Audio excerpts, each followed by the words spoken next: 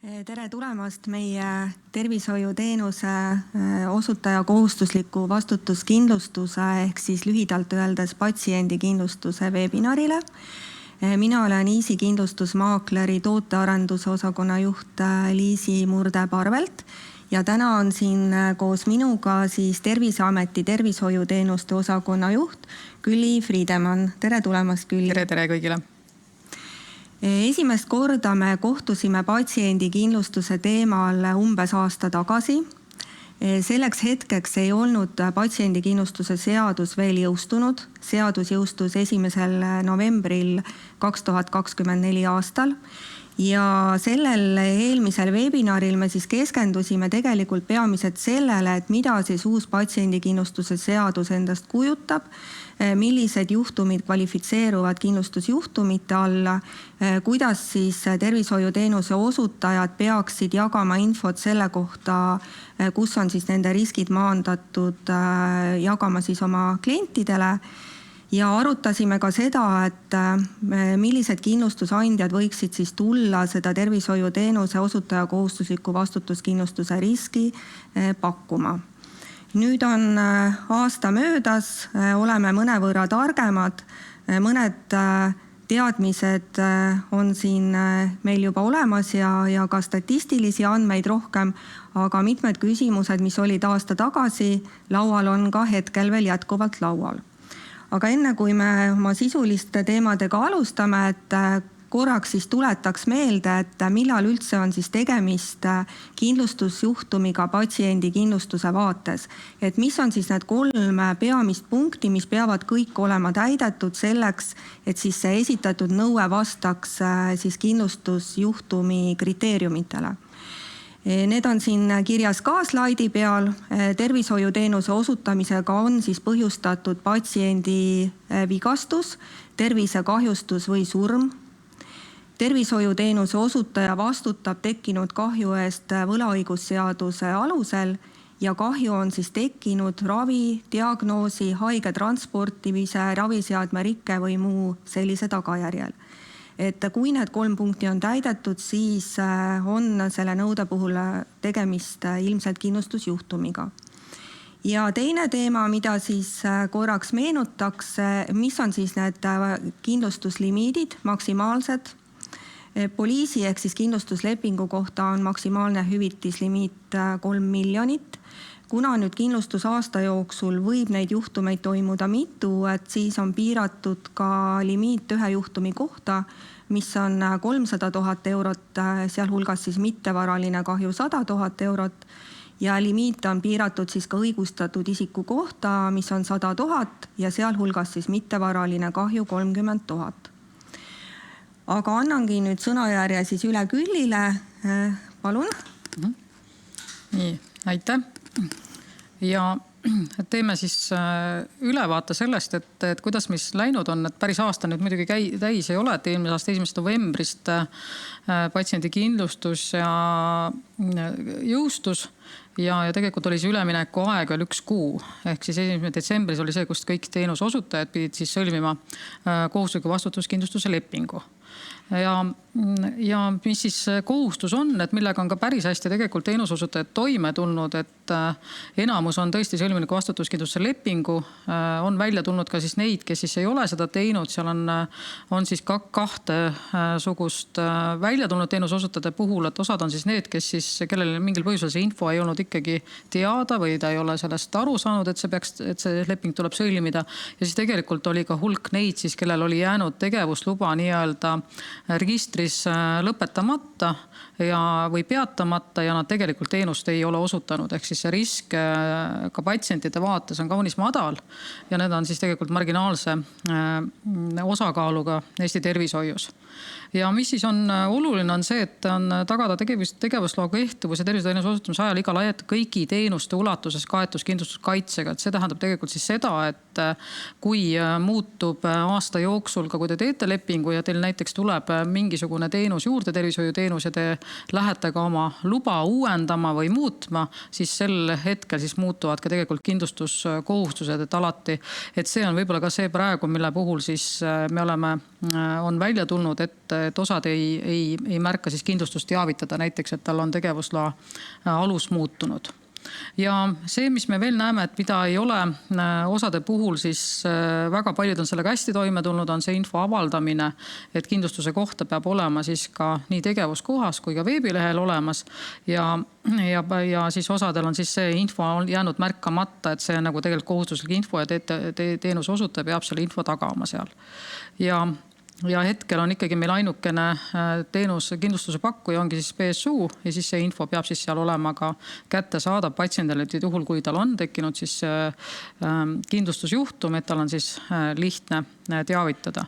Üli, ma korra segan vahele, et küsin ka seda, et kuidas nagu patsiendid ise, kuidas nende teadlikkus on, et ütleme, kui nüüd selle tervishoiuteenuse osutajal seal väljas ei ole seda informatsiooni, et kas on ka seda, kus siis teadlik patsient on tulnud ja küsinud, et on teil teada, et kas need patsientide poole pealt ka nagu oskavad infot küsida? Ikka jah, et kuna praegu on ikkagi olnud ainukene see kindlustuspakkuja on olnud PSU, siis ütleme selles kahjukäsitluse mõttes nad oskavad sinna pöörduda.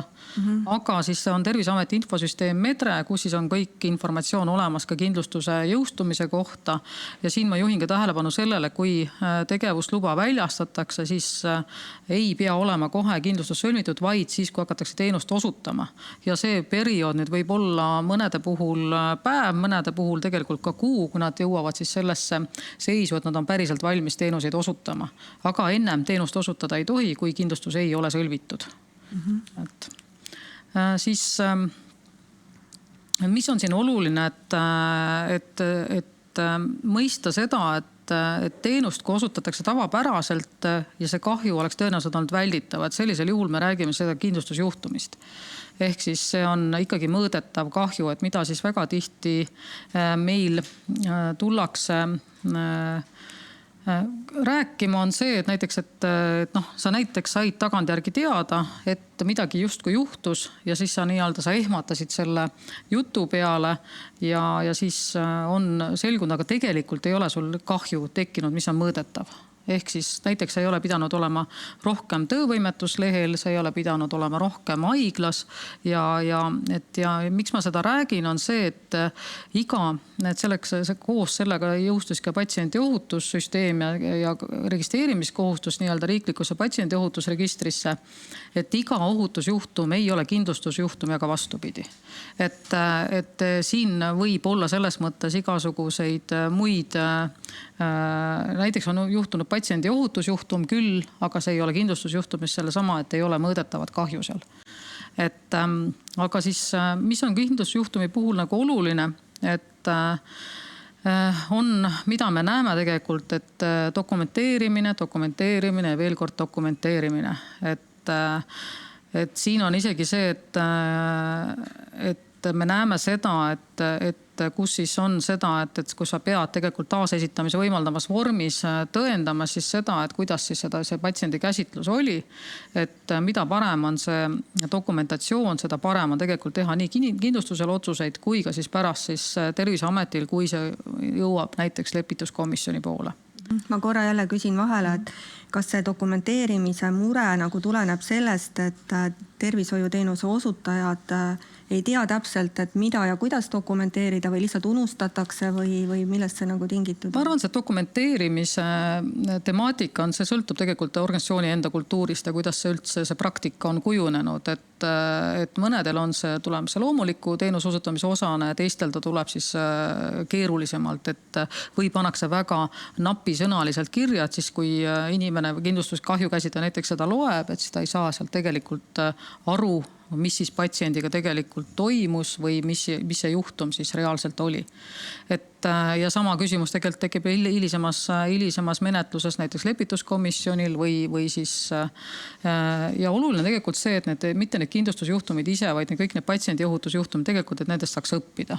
Ja selles mõttes on oluline, et need oleksid ikkagi dokumenteeritud selliselt, et kui seda juhtumit loeb ka võõras inimene või ekspert, siis et sellest oleks võimalik siis järeldada ja aru saada, et mis siis toimus antud ravijuhtumi raames.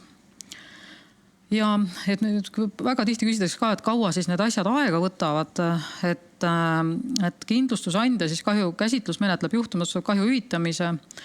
Seal on väga palju, küsitakse lisaselgitusi ja dokumente, sealhulgas ka tervishoiuteenuse osutajalt ja ka patsientidel, kes pöörduvad ja otsus üldjuhul hiljemalt 180 päeva jooksul, et tundub pikk periood, aga tegelikult osad teemad on ka pikad. Ehk siis seda tulebki korralikult aru saada, mis juhtumiga tegu oli ja tegelikult ikkagi patsiendi vaatas, et see lahendus oleks õiglane.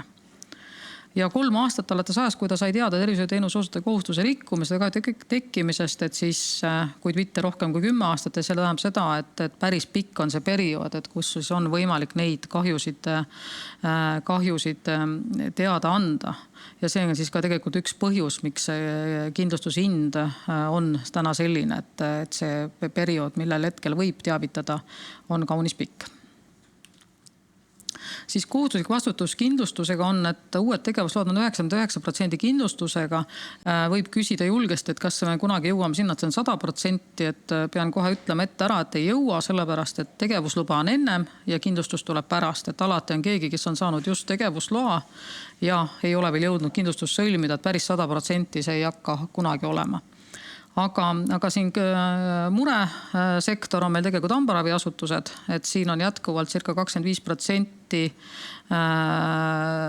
kindlustusega katmata ja see on selles mõttes nagu me tegeleme nendega ja siis olemegi tuvastanud, et seal osade puhul siis tegelikult tegevust ei toimu selle teenuse osutamise selle tegevusloa alt, et on tegelikult teenused juba ära kolinud ja siis me oleme jõudnud juba ka sinna, et kuidas see siis lõpeb, et lõpeb see sellega, et kui puudus ei likvideerita, siis Terviseamet siis tegevusloaga tühistab. Ehk siis seda tegevust luba tuleb siis kas hakata, kui on soovi teenust osutada, tuleb siis hakata uuesti taotlema. Ja kommunikatsiooni osas me ikkagi on see, et kus me peame ka seda teadlikkust tõstma, et iga kord ei ole see, et arstkond on ka hõivatud, eriti need, kes ise siis on ise ka endale tööandjad, et siis nad ilmselt ei ole ka jõudnud see info nendele võib-olla ka kohale selles mõttes, et aga kui jaanuaris 25 oli 162 asutust teenuseosutajat, kellel siis puudus kindlustus, siis hetkel on see nõks alla 100, circa 90, aga see number ka muutub sellepärast, et jooksvas kuus me menetleme tegelikult tegevuslubasid seal ikkagi kümnetes. Et iga kuiselt tuleb juurde tegevuslubasid päris palju. Praegu näiteks üks uus valdkond kooli tervishoid, kus tuleb päris palju uusi tegevuslubasid ja siis kindlustuskohustus tekib nendel niimoodi, et nad ei tohi ennem teenust osutada. Ja siis nagu näha, siis kindlustatud on 1546 asutust, see on 95% ja kindlustamata on 86 neist, et hetkel on siin ka näha seda, et oli küsimus? Ei, et põhimõtteliselt siis see, et kindlustamata osa põhjuseks ongi kõigepealt siis see asjaolu, et enne valjastatakse siis see tegevusluba ja siis tuleb järgi kindlustus, ehk sinna tekib niikuinii mingi ajaline periood, eks. Ja teine on siis võib-olla selline madalam teadlikkus teatud valdkondades, kus siis klient tegeleb oma igapäevategevustega. Ja on ka see tegevusluba jäänud siis ka täiesti ilmlikel põhjustel lõpetamata, küll teenust enam ei osutata, et kui me ka vaatame seal, et näiteks tegevusloaga seotud arst on ka näiteks sünniaastaga 40 et siis on suure tõenäosusega on seal jäänud see tegevusluba nii-öelda tal lõpetamata ja see on tegelikult teenuse osutaja kohustus, et kui sa lõpetad tegevuse, siis sa pead tegelikult lõpetama ka tegevusloa. Et see on võib-olla ka see, millest me saame täna teadlikumaks, et meil on kohustus tegevusluba võtta, et seda teenust osutada ja siis, kui me enam ei osuta, siis me peame sellega ära lõpetama, et loomulikult saab siin ka riik teha midagi, aga see on ka tegelikult hoolsuskohustus juriidilise isiku poolt.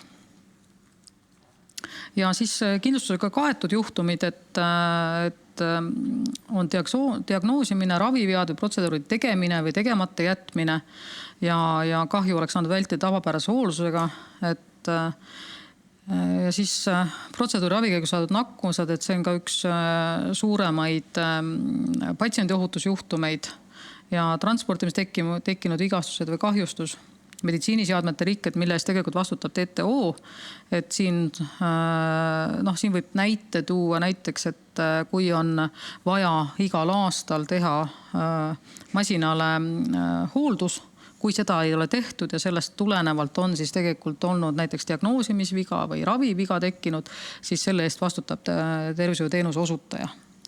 Ja ravivead, vale ravim, annus, kõlbmatuks muutunud ravim, ravimi väärkasutamine, patsient on õige, ravim on vale, et selliseid teatisi tuleb patsiendi ohutussüsteemi ka. Ja siin on jälle see, et näiteks, et kui on ka antud vale ravim, et see kahju patsiendile on väga ajutine, et võib-olla isegi tunneb väikest pearinglust näiteks, aga ei ole tegemist kindlustusjuhtumiga, et kuna ei ole mõõdetavat kahju tegelikult tekkinud. Dokumenteerimiskohustuse rikkumine, et siin on nüüd seesama, et võib olla ka see näiteks, et üldse ei ole dokumenteeritud. Et see on üks asi ja teine asi siis see, et on dokumenteerimise kvaliteet, mis annab siis võimaluse siis ka saada siis aru, et mis siis antud selle ravijuhtumi raames siis reaalselt toimus. Ja korraldusliku kohustuse rikkumine, siin võib näiteks näited tuua ka selles osas, et näiteks libe põrand foyer, kus on ooteala ja patsient kukub ja siis tegelikult on tervishoiuteenuse osutaja on korralduslik kohustus tagada tegelikult patsientide ohutus ka seal, kui nad liiguvad nii-öelda koridorides. Ja kui seal siis juhtub õnnetus, see on ka tegelikult patsiendi ohutusjuhtum.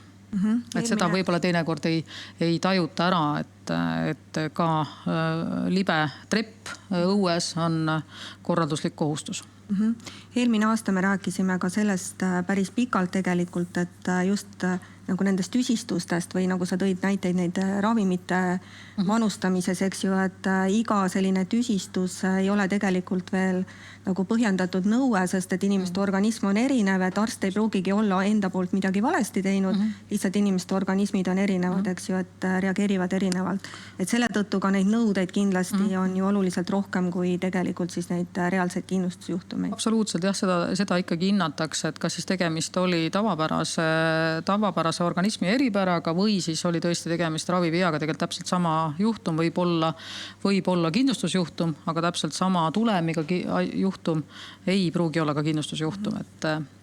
Ja siis kindlustusse pöördumine, et neid andmeid kogub siis Terviseamet, et praegu küll, et ütleme PSU, kes on ainukene pakkuja, et sealt saaks ka selle informatsiooni kätte, aga ikkagi lootus on sellele, et tulevikus on meil neid pakkujaid rohkem ja sellepärast need andmeid ka kogub Terviseamet ja siis 350 taotlust on septembri keskpaiga seisuga kindlustuse poole pöördutud ja staatusega kindlustusjuhtum on 42. Ehk siis, et väike arvutus näitab, et palju siis on neid, mis on reaalselt läinud kindlustusjuhtumiks defineeritud. Ja siis peamiselt on tegemist diagnoosimise või raviveaga, ligi 70%, nakkus 20%, vale kõlbmatu ravim või selle annus on circa 5%. Ja siin on nüüd näha ka, et kui palju siis kindlustusjuhtumites on see tervisekahjuste ulatus ja keskmise raskusega on näha, et on tegelikult 56%. Ja erialad on ka siin välja toodud ja siin on ju avalikkusele ka teada, et see oftalmoloogia juhib siin praegu kindlasti sellepärast, et meil oli üks avalikkusele teada olev ka juhtum ühes raviasutuses ja selle tõttu on siis ka siin näha selle eriala nii-öelda esile tulekut. ja lepituskomisjon on siis see nüüd organ, kus siis, mis töötab Terviseameti juures, koguneb ta siis, kui on midagi lepitada ja siis on seal siis need juhtumid, kus kindlustus on teinud oma otsuse ära, aga patsient ei ole sellega mingil põhjusel siis rahul, et talle tundub, et ei ole see otsus tema suhtes õiglane. Ja siis on võimalus pöörduda Terviseameti juures tegutseva lepituskomisjoni poole, kes siis saab siis mitte, et selle eesmärk on siis tõesti see, et on osapooli lepitada. Ehk siis, kas siis vaadatakse üle, et milline on siis olnud siis selle, miks kindlustus on jõudnud sellise otsusele, kas lepituskomisjon näeb, et see otsusele jõudmine oli siis adekvaatne, kas tehti piisavalt ekspertiise ja tegelikult selle eesmärk on tõesti osapooli lepitada ja ennetab siis kohtuvaidlusi. Ja alustas tööd maikuus ja seda seetõttu, et siis saabus ka esimene avaldus. Kaebuse laekunud kokku on 11, et nüüd siin lihtne arvutus eelmisest slaidist oli, eks ole, et oli circa 40, palju neid oli? 45 oli. Jah, et 11 on, et... 42 oli. Jah, 42, et 11 on siis laekunud meile, et see näitab siis circa päris suur protsent praegu tuleb ka lepituskomisjonisse. Ja 2 juhul siis menetlust ei alustatud, et ei olnud, et seal võib olla ka see tegemist näiteks, et kindlustus ütleb tegemist on kindlustusjuhtumiga ja siis lepituskomisjon saab siis ka seda sama hinnata, kas siis oleks pidanud seda üldse menetlema, et kas oli tegemist kindlustusjuhtumiga või mitte. 2 juhul siis ei alustatud seda menetlust, 8 menetluses, sealhulgas on toimunud 3 lepituskomisjoni kohtumist. 1 kaebus on ka lepituskomisjoni esimene veel ülevaatamisel, see tähendab seda, et ei ole veel otsustatud, et kas alustatakse menetlust või mitte. Ja patsiendi ohutusjuhtumid tervikuna, et see nüüd on see pool, mis ei tähenda seda, et kõik patsiendi ohutusjuhtud oleks kindlustusjuhtumid, aga siin on nüüd näha seda, et mis siis tervikuna raviasutused siis ja seal kõik nii-öelda, kes siis on tegevusloaga, on siis patsiendi ohutusjuhtumidest teada andnud, et see number siis on hetkeseisuga siis 3092 ja seal on näha siis ka neid, et mis on olnud ohujuhtum, kahjujuhtum ja kahjuta juhtum ja mis on siin siis kahjujuhtumite arv ja osakaal, mis on potentsiaalselt välditavad, neid on olnud 751, et see number on küll selline, millega tahaks jõuda tegelikult selleni, et me seesama, mis oli selle asja mõte, et see kultuuri küsimus, et me oskaksime nendest juhtumitest õppida ja teha sealt ka selles mõttes selliseid järeldusi, et siis see potentsiaalselt välditavate juhtumite arv hakkaks ikkagi Eestis vähenema. Ja kas see on tänane pilt realistlik selles mõttes, et julgen öelda, et need, kes täna ei ole üldse edastanud patsiendi ohutusjuhtumeid, kindlasti ei tähenda seda, et seal neid ei juhtuks.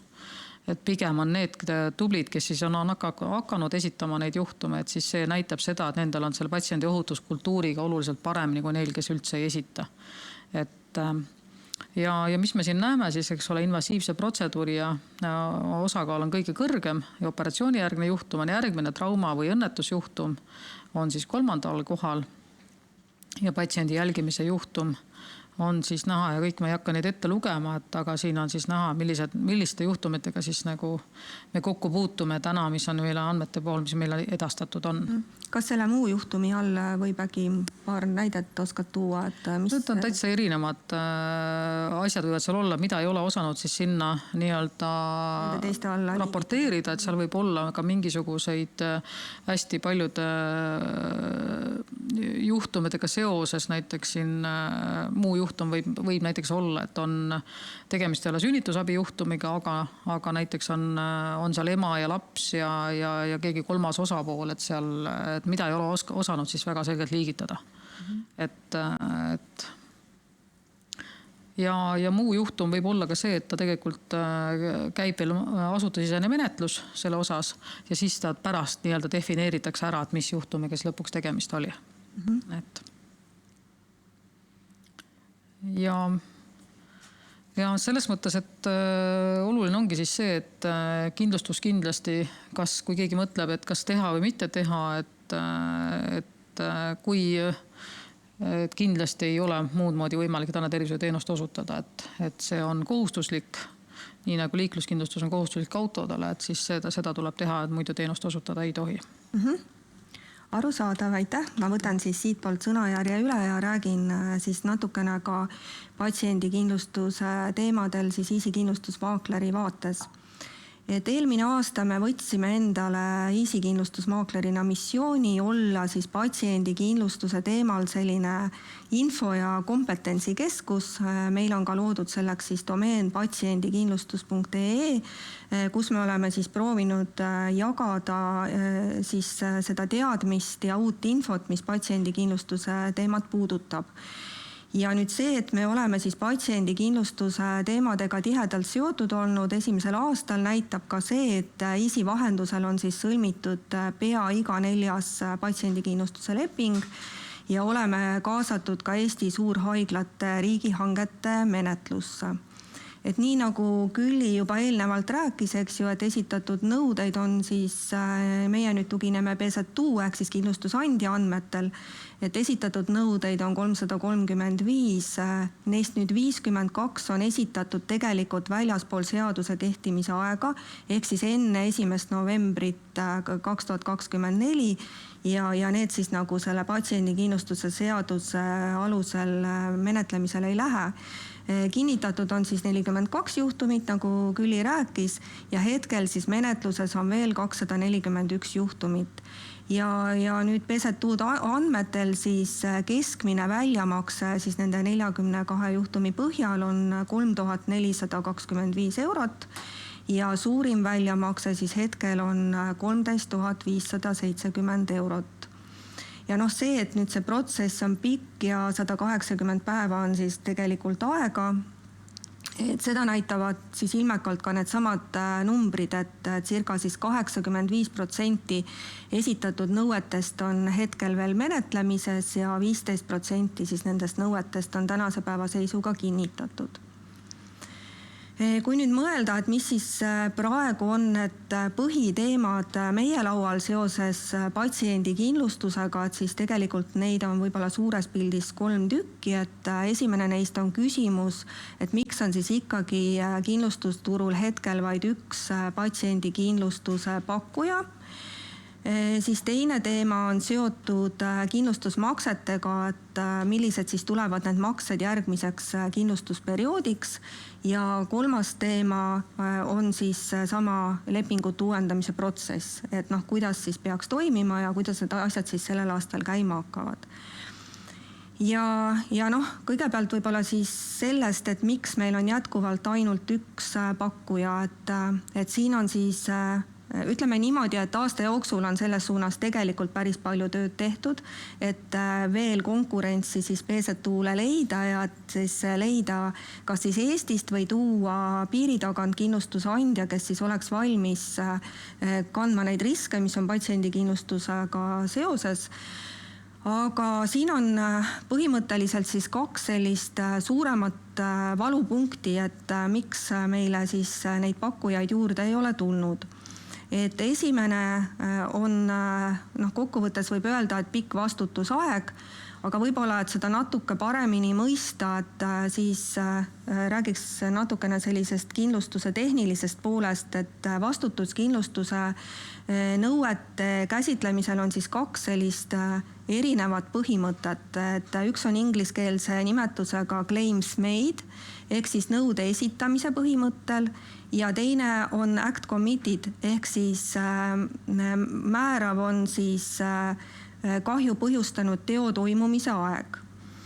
Ja nüüd, kui me räägime sellest claim made'ist, siis see tähendab sisuliselt seda, et kindlustus katab kahju juhul, kui nõue esitatakse kindlustusvõtjale kindlustusperioodi jooksul. Ehk siis oluline on, et nõue jõuaks kindlustusandjani poliisi kehtivuse ajal. Ja nüüd see teine põhimõte ehk siis act committed, et seal on siis oluline ehk määrav on siis kahju põhjustanud teo toimumise aeg. Ja nüüd need 2 lähenemist tegelikult siis panevad natuke piiri ka sellele, et millised kindlustusandjad on valmis Eesti turule tulema, seda kaitset pakkuma, sest et ütleme siis selle claims made põhimõttel tegutsevad siis peamiselt anglo-Ameerika õigustraditsiooniga riigid, ehk siis Ameerika Ühendriigid, Austraalia ja ka Ühendkuningriigid, kellega tegelikult on meil nagu selline suurem koostöö, kogu see Lloydsi kindlustusturg siis nii-öelda. Ja siis Mandri-Euroopas domineerib Act Committed lähenemine. Ja nüüd Eesti patsiendikindlustuse seadus siis tugineb sellele Act Committed lähenemisel. Ehk juba see lähenemise erinevus piirab nende kindlustusandjate loetelu, kes on valmis siis siia Eesti turule tulema. Ja patsiendikindlustuses teeb olukorra veel keeruliseks siis tõesti see pikk vastutusaeg, et see aeg on tegelikult siis 10 aastat. Et ütleme, kui nüüd kindlustusleping on jõus ja selle lepingu toimumise ajal siis see mingisugune juhtum leiab aset, tagajärjed ilmnevad aastaid hiljem, et siis tegelikult on õigus esitada nõue või tervishoiuteenuse osutaja vastu veel 10 aastat hiljem ka, mis teeb siis kindlustusandja jaoks tegelikult, nii nagu Külliki enne rääkis, selle riski hindamise üsna määramatuks ja sellest siis tulenevalt ka võib-olla tunduvad need kindlustusmaksed kõrged, aga kindlustusandja ei ole siin arvestanud siis mitte ainult 1-aastase perioodiga, vaid ikkagi terve selle vastutusperioodiga. Ja teine teema on siis puudulik statistika, et eelmine aasta, kui sai alustatud, siis meil puudus ju üldse teadmine, kuidas patsiendikindlustusel Eesti turul minema hakkab ja sai siin spekuleeritud vaktsiinikindlustuse numbritega ja Soome näitega. Et tänaseks päevaks me oleme juba selles osas natuke teadlikumad, et mingi info on tulnud, aga sellegipoolest see aastane periood on väga lühike ja kui me nüüd räägime piiri tagant tulevast pakkujast, siis tema tuleb riiki, kus see turg iseenesest on juba väike, pluss siis on see risk väga pikk, 10 aastat, mida tuleb võtta, et see ongi siis see olukord, miks meil rohkem pakkujaid ei ole. Kuigi jah, me oleme ka ise pöördunud nii rahvusvaheliste kindlustusmaaklerite vahendusel kui otse erinevate kindlustusandjate ja edasikindlustusfirmade poole. Nüüd lepingute uuendusprotsess, et lepingute uuendusprotsess on siis püütud teha nii lihtsaks kliendi jaoks kui võimalik ja uued pakkumised siis järgmiseks perioodiks saadetakse automaatselt välja, see saatmine algab siis oktoobri alguses ja pakkumise koostamisel, mis siis arvesse võetakse, et millest see kindlustusmakse sõltub, arvesse siis lähevad varasemad kahjujuhtumid, siis tegevusalad ja load ja finantsinfo, ehk siis kui nüüd tervishoiuteenuse osutaja nagu tegutseb mitmel rindel, siis patsiendikindlustuses võetakse arvesse deklareeritud tervishoiuteenuse osakaalu käibest. Nüüd võrreldes eelmise aastaga, mis on muutunud, eelmine aasta oli siis võimalus kindlustusmakset tasuda kuni 12 osas, aga sellel aastal nüüd see maksimaalne osamaksete arv on 4, et siis seda administratiivkoormust vähendada. Ja pakkumised, mis välja lähevad siis sellel aastal, et need siis esialgu tehakse samade omavastutustega, nagu oli siis lõppeval kindlustuslepingul. Ja mida me siis kindlasti soovitame omalt poolt teha, et kui nüüd need pakkumised teieni jõuavad, et siis kõigepealt tuleks kontrollida tegevuslube, et kas need on pakkumusel õiged, et need on seal välja toodud. Siis tuleb anda teada võimalikest kahjujuhtumitest, ehk siis võib-olla nõuet ei olegi veel esitatud, aga see patsiendiohutusjuhtum on juba toimunud, on teada, et sealt võib nagu nõue tulla, et siis ka nendest juhtumitest tegelikult tuleks teavitada. Ja tuleb ka teada anda, kui ettevõtte ärimudel on siis muutunud või muutumas. Et ehk siis, kui te pakkumise saate, vaadake pakkumisel olev info üle ja kui nüüd midagi on muutunud või kui teil on oluline või on teada, et võib tulla nõudeid, et siis nendest tuleks kindlasti nagu vastusena teatada. Siis kolmas selline valupunkt on, või mitte valupunkt, aga ütleme siis teema, mille kohta tuli päris palju küsimusi, on järgmise perioodi kindlustusmaksed, et kuidas need siis olema hakkavad. Et kuna hetkel veel ühtegi kindlustuspakkumist reaalselt esitatud ei ole, et siis seda praegu niimoodi kindlalt kommenteerida ei saa. Aga mida me siis kindlustusmaaklerina tegelikult, mis on üks meie missioon, et kuna kindlustusmaakler on kliendi esindaja, et millega me siis saame abiks olla, kuivõrd võib tekkida küsimus, et milleks siis sõlmida leping läbi kindlustusmaakleri, kui niikuinii on siis ainult üks kindlustusandja.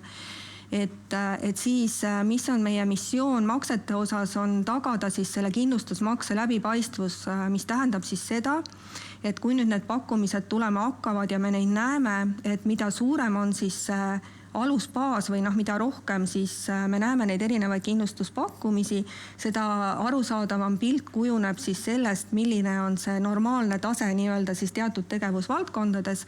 Ja kui nüüd seal toimub mingi selge selline erinevus või erisus, siis me võtame omalt poolt kindlustusandjaga ühendust ja räägime läbi, et millest siis see makse selline on. Ja me saame selle informatsiooni siis kliendile edasi anda ja arutada ka seda, et mida siis klient saaks omalt poolt ette võtta, et edaspidi need asjad nagu paremini oleks. Ja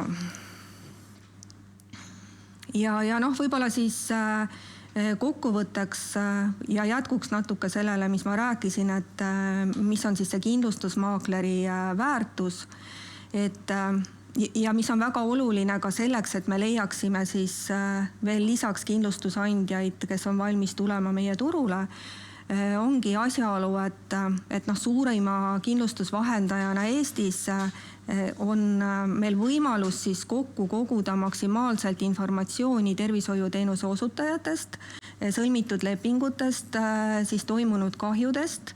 Ehk me saame siis tekitada endale sellise alusbaasi, millega on väga hea minna siis võimaliku kindlustusandja juurde, et anda talle seda hetkel veel puuduvat statistilist infot, mille alusel tal on siis võimalik otsustada see Eesti turule tulek ja hinnastamine. Et kui see turg väga ära killustub, et ütleme, need lepingud on väga laiali mööda turgu, et siis selline, ei teki sellist ühtset alusbaasi, mille alusel tegelikult oleks hea neid läbirääkimisi minna tegema.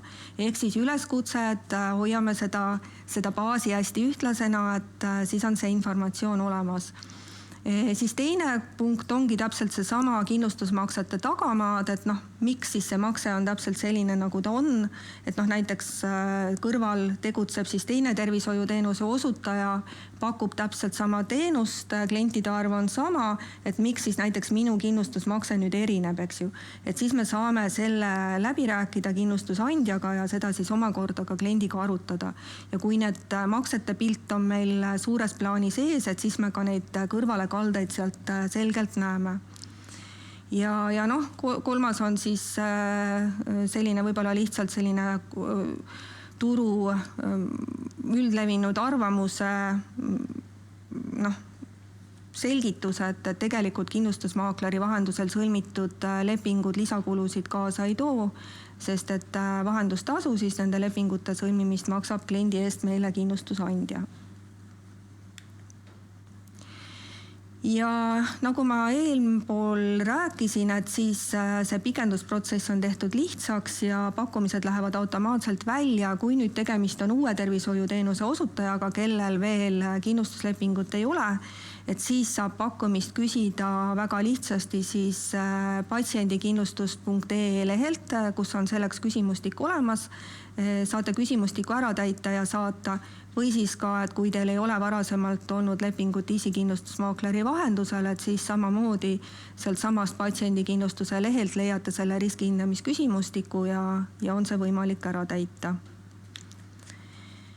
Ja katsume siis edaspidi ka seda värsket patsiendikindlustusega seotud infot hoida patsiendikindlustus.ee lehel, et nüüd selle tänase webinariga me siis püüdsime vastata enamusele küsimustest, mis enne webinari meieni jõudsid, aga kindlasti me päris kõiki küsimusi katta ei jõudnud, aga need ei jää vastuseta, et siis nende vastused te leiate siis samamoodi patsiendikindlustus.ee lehelt.